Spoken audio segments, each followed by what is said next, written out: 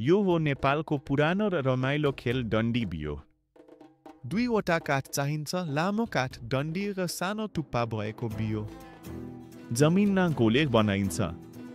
यहीबाट बियो उफारेर टाढा प्रहार गरिन्छ। पहिलो चरणमा फुका मारिन्छ।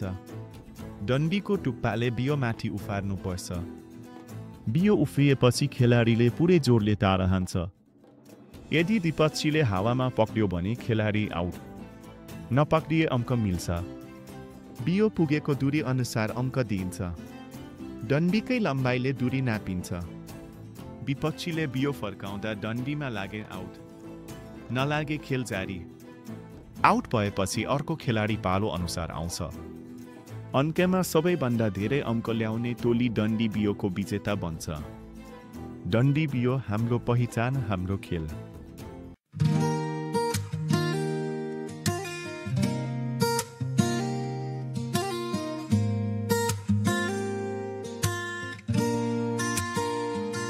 डन्डी बियो खेलो है साथी, अंगनै मजा आउँछ। बियो फुकाउ चल्दा सबैको मन रमाउँछ। डन्डी हातमा ढुकढुकी, बियोतिरै आँखा। उफ्रियो भने टाढै हान भन्दा खेलको जोसै बाक्ला।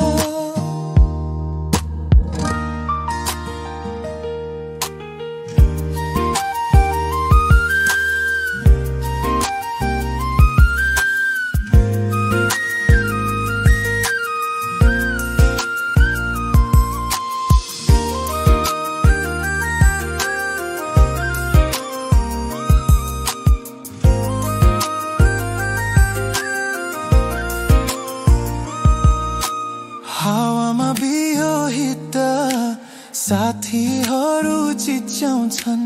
पक्रिए भने आउट भइन्छ, नपक्रिए अङ्क पाइन्छ।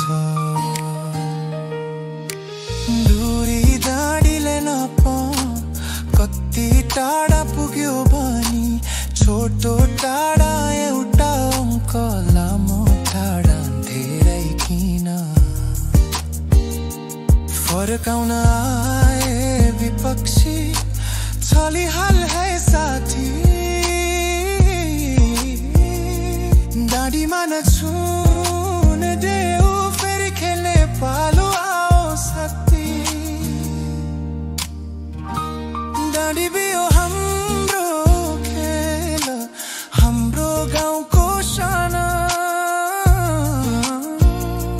नानी बाबु मिलेर नेपालको मौलिक पहिचान।